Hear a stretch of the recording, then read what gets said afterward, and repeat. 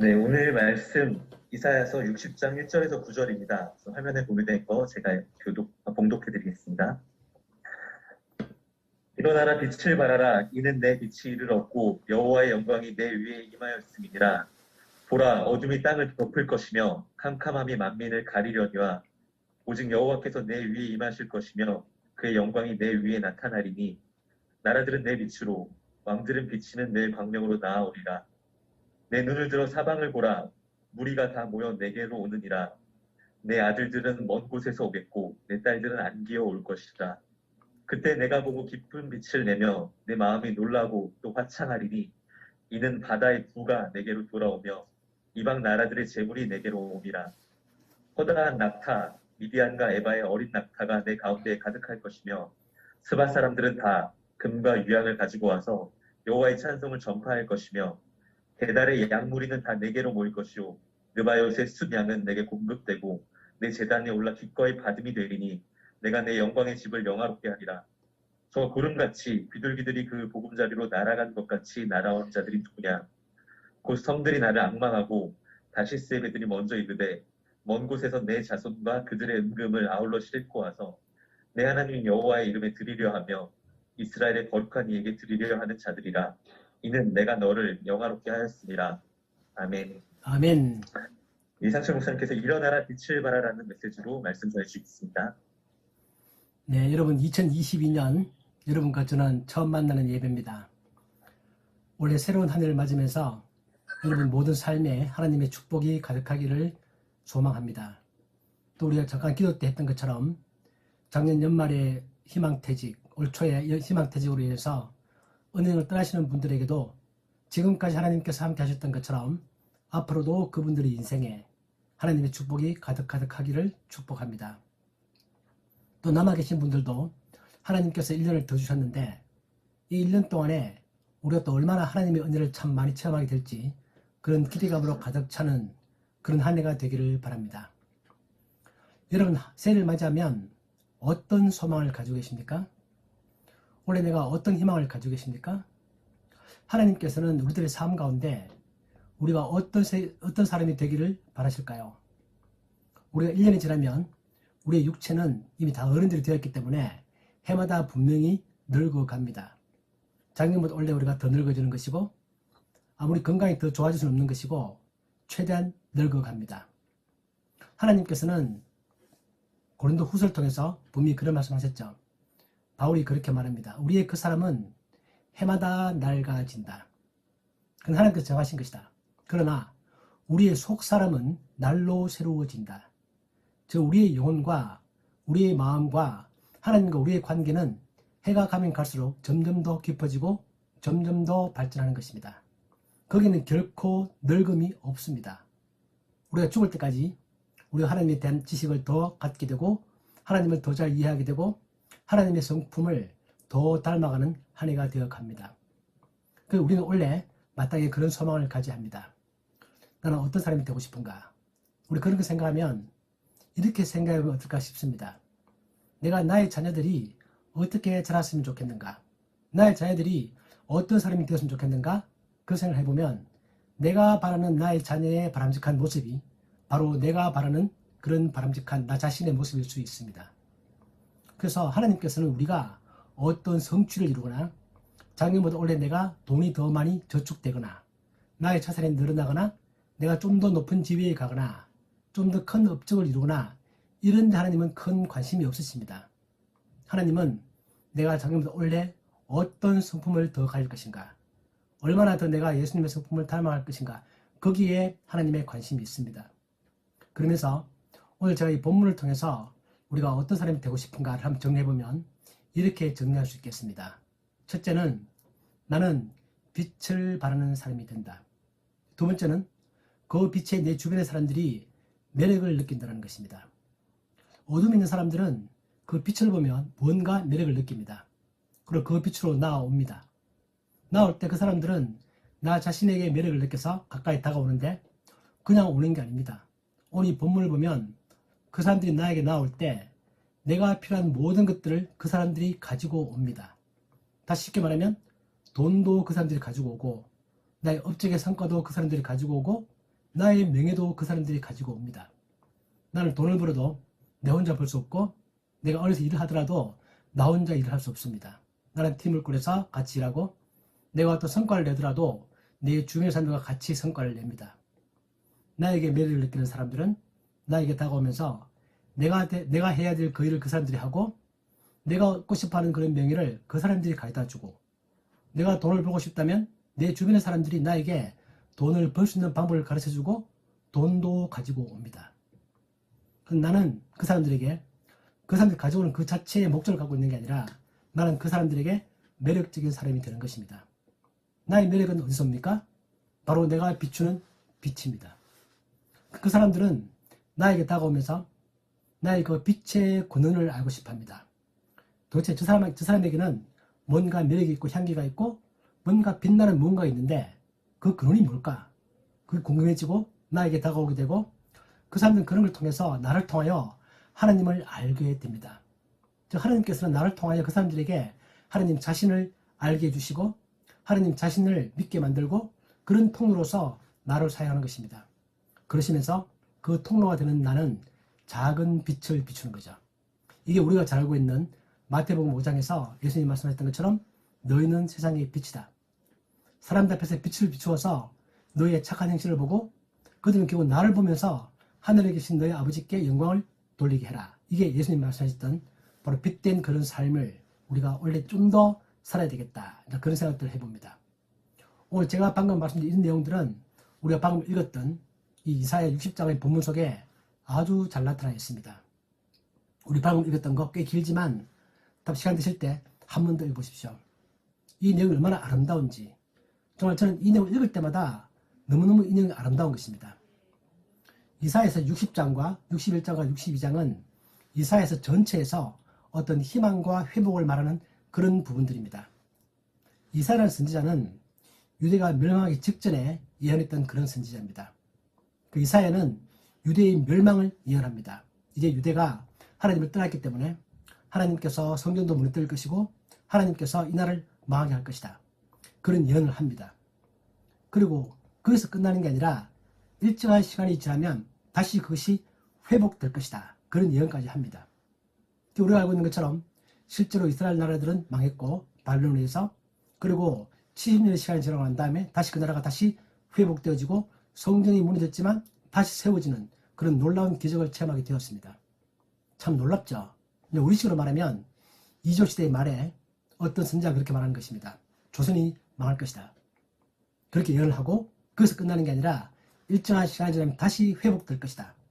그런 예언을 그때 이미 하고 있는 것입니다. 오늘 우리가 본 이 본문은 바로 이사야가 말했던 것처럼 회복에 관한 그런 메시지들입니다. 그러면서 거기 보면 1절에 보면 빛을 발하는데 유대 땅에 어떤 빛이 발하게 된다. 그리고 그때 그 빛은 유대 땅에만 있게 된다. 주변은 깜깜하다. 2절에 그런 거 나오죠. 보라 어둠이 땅을 덮을 것이며 캄캄함이 만민을 가리겠지만 이스라엘 땅에는 하나님의 빛이 있다. 그렇게 해서 그 빛을 보고 많은 사람이 돌아온다는 것입니다. 이스라엘 민족만 돌아오는 게 아닙니다. 온 열방이 그 빛을 보고 그리로 다가오는 것입니다. 나오는 것입니다. 그러면서 올 때 그냥 빈손으로 오는 게 아니라 엄청난 재물들을 가지고 온다고 되어 있습니다. 바다의 부가 돌아오고 이방 나라의 재물이 돌아오고 낙타가 돌아오고 어린 낙타가 돌아오고 그 낙타의 등에는 금과 유황이 실려 있고 게달의 양, 순양 그 모든 것들이 다 돌아와서 하나님께 드려진다. 그런 일이 벌어질 것이다 라고 이사야가 지금 예언하고 있는 것입니다. 그러면서 그렇게 되는 이유는 바로 하나님께서 그를 영원하게 했기 때문이다. 이 구절이 중요합니다. 우리가 1절에서 보면 우리가 1절부터 9절까지 읽었는데 1절에 보면 1절에서 일어나라 빛을 발하라 이는 내 빛이 이르렀고 여호와의 영광이 내 위에 임했다 이렇게 말하고 우리가 읽었던 마지막 9절에 보면 이는 내가 너를 영화롭게 했다 이렇게 말함을 해서 하나님의 영광이 1절에 나오고 9절에 나와서 이 전체의 내용 자체가 하나님의 영광, 하나님의 영화가 그 땅 위에 임하게 된다.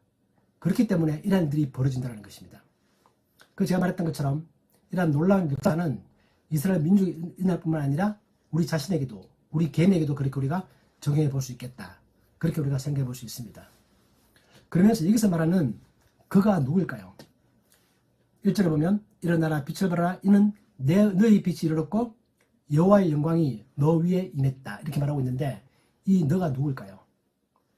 이 너가 누굴까에 대해서는 두 가지로 우리가 해석해 볼 수 있습니다.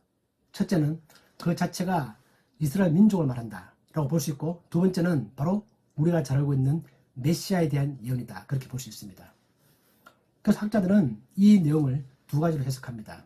첫째는 실제로 이러한 일이 역사적으로 보면 이스라엘 가운데 일어난 일이다. 그래서 유대가 망하고 난 다음에 70년 시간이 지나고 난 다음에 포로들이 귀환할 때 이런 일이 일어났습니다. 에스라가 귀환하고 느헤미야가 귀환할 때 그때 이런 일이 일어났습니다. 에스라와 느헤미야는 멀리 포로로 잡혀갔다가 유대가 망하고 난 다음에 하나님의 때가 되었을 때 그 땅으로 돌아옵니다. 돌아올 때 그들이 빈손으로 돌아오는 게 아닙니다. 그 당시에 왕이었던 아닥사스다 왕이 에스라와 느헤미야에게 많은 재물들을 줍니다. 에스라와 느헤미야, 너희들이 돌아갈 때 가는 길도 험하고 또 돌아가서 너희들이 성전도 세우고 하나님께 재물을 드려야 한다면 내가 너희들에게 필요한 모든 것을 주겠다. 그렇게 해서 자기 신하들에게 고문을 보내가지고 에스라와 느헤미야가 구하는 것들은 무조건 다 줘라. 그렇게 말해서 그들은 엄청난 재물을 가지고 돌아옵니다. 돌아와서 성벽도 세우고 하나님의 성전에 재물도 드리고 그러한 일이 역사적으로 일어나는 것입니다. 그래서 실제로 이사야가 예언했던 이 내용대로 에스라와 느헤미야 시대에 정말 일어났습니다. 딸들이 돌아오고 아들이 돌아오고 돌아올 때 많은 이방나라 사람도 같이 돌아오고 그들이 낙타를 타고 오면서 그 낙타 등에는 금과 유황이 실려있고 그 주변 사람들이 다 그걸 보면서 너무나 놀라고 또 이스라엘 사람 자신들도 너무나 놀라서 우리가 봤던 것처럼 시편 126편에 보면 그들이 너무 놀라서 정말 어떻게 이런 일이 일어날 수 있는가. 옛날에 선지자들이 그런 예언을 했지만 정말 그 예언이 이렇게 이루어지다니 정말 우리가 꿈만 같다. 그 시편 126편에 보면 여호와께서 시온의 포로를 돌려보내실 때 우리는 꿈꾸는 것 같았다. 그 이사야의 이 예언을 잘 읽고 있으면서 이 예언이 정말 이렇게 이루어질 줄은 그는 정말 꿈만 같은 것입니다. 그래서 이사야의 예언은 실제로 에스라와 느헤미야를 통해서 1차적으로 이렇게 이루어집니다. 두 번째 의미는 바로 메시아인 예수 그리스도를 상징하는 것입니다. 그리고 이 영광은 오늘 우리가 보는 것처럼 교회 위에 그것이 이루어집니다. 예수님께서 그렇게 말씀하시죠. 내가 참 빛이다. 그렇게 말씀하시고 또 우리 요한복음에 보면 하나님께서 이 땅에 오실 때 오신 그분은 참 빛이다. 요한복음 1장 9절 참빛 곧 세상에 와서 각 사람에게 비추는 빛이 있었다. 그리고 예수님께서도 나는 세상의 빛이다. 그렇게 해서 예수 그리스도로 말미암아 모든 이방나라 사람들이 다 전부 다 교회로 몰려드는 것입니다. 유대민족만이 아니라 몰려오면서 그 교회로 하나님의 영광이 있는 그곳으로 많은 사람들이 몰려든다. 몰려들면서 거기에 하나님의 영광이 있고 그 사람들은 그걸 통해서 하나님을 영원하게 하고 많은 물건과 많은 근광과 모든 것들이 다 글로 모인다는 것입니다. 그러한 일들이 2차적으로 예수 그리스도를 통해서 정말 이 지구상에서 이러한 놀라운 일들이 이루어지는 것입니다. 그 세 번째 우리가 우리 자신에게 지금 한다면 바로 똑같은 일이 우리 자신에게도 이루어집니다. 그래서 하나님께서 우리 이사야 60장에서 내가 너를 영화롭게 했다 이렇게 말하는 것처럼 우리 로마서에 보면 로마서에서 바울이 말하기를 우리 자신을 하나님께서 영화롭게 하신다 그렇게 말씀하십니다. 우리 로마서에 보면 그런 말이 나오죠. 로마서 8장 30절 또 미리 정하신 그들을 또한 부르시고 부르신 그들을 또한 의롭다 하시고 의롭다 하신 그들을 또한 영화롭게 하셨느니라.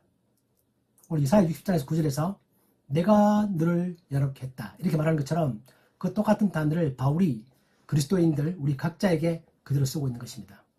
하나님은 우리를 정하셨고 우리를 부르셨고 우리를 의롭다고 하시고 또 우리 의롭다 하신 우리를 하나님은 우리를 영화롭게 하십니다. 그렇게 말씀하시면서 이사야 60장 9절에서 그 예언이 에스라와 느헤미야를 통해 이루어지고 예수님을 통해 이루어지고 이제 우리 각자에게 이러한 예언들이 실제로 이루어진다라고 말하고 있습니다. 하나님은 우리를 부르셨고 우리를 영화롭게 하셨습니다. 실제로 그는 그렇게 이루어질 것입니다. 그래서 예수님이 말했던 것처럼 예수님은 참 빛이다.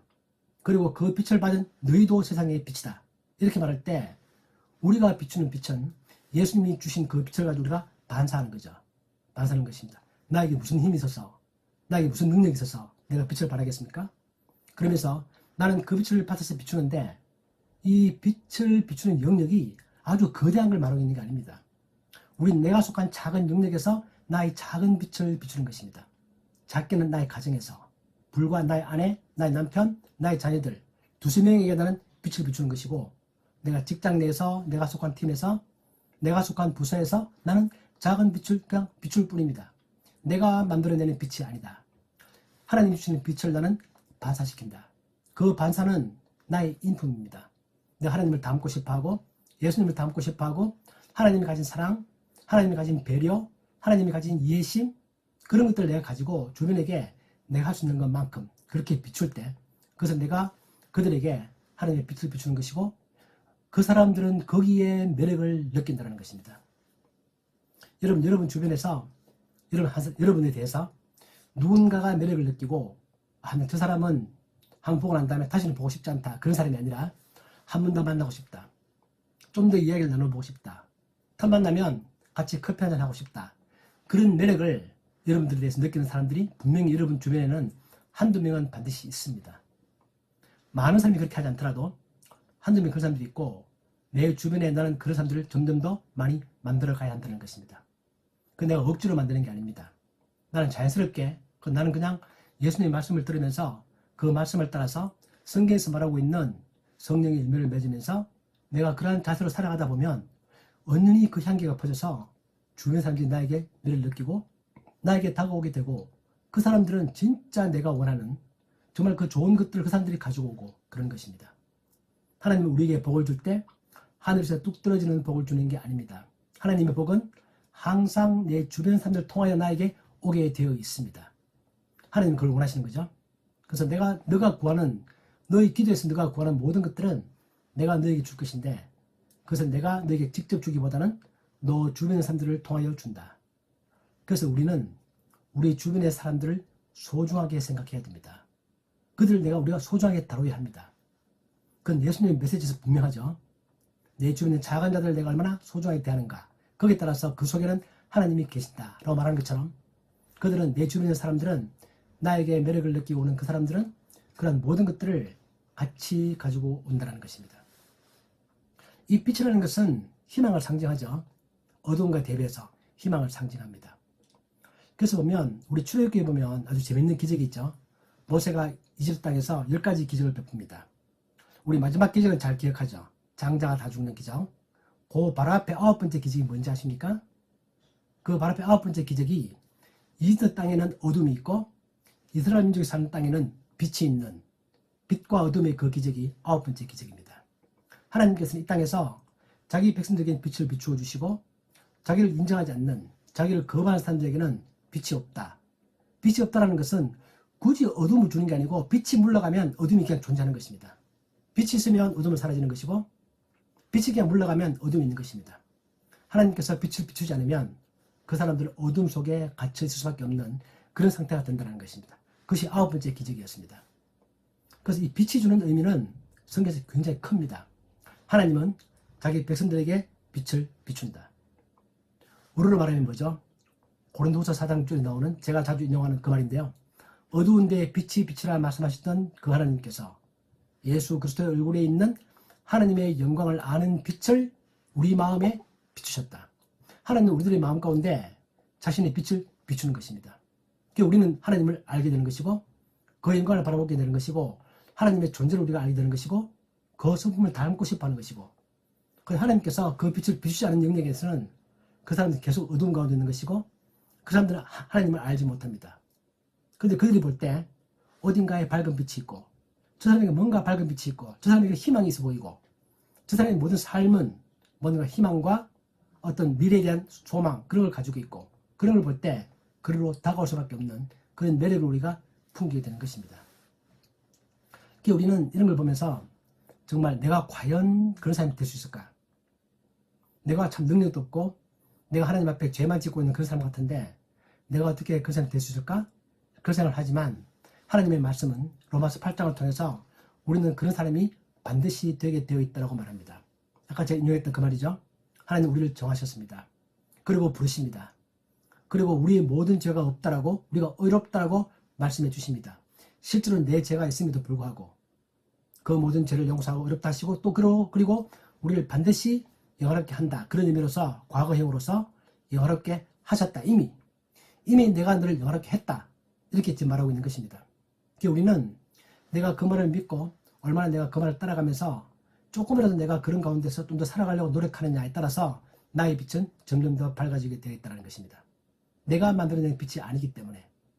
다만 문제는 내가 얼마나 마음을 열고 그분을 따라가려고 노력하고 그분의 성품을 담고자 노력하냐에 따라서 나의 빛이 그만큼 더 밝아지기도 하고 덜 밝아지기도 하고 그런 것입니다. 우리 그런 의미에서 오늘 이사야 60장은 우리에게 2022년 준 의미가 참으로 큽니다.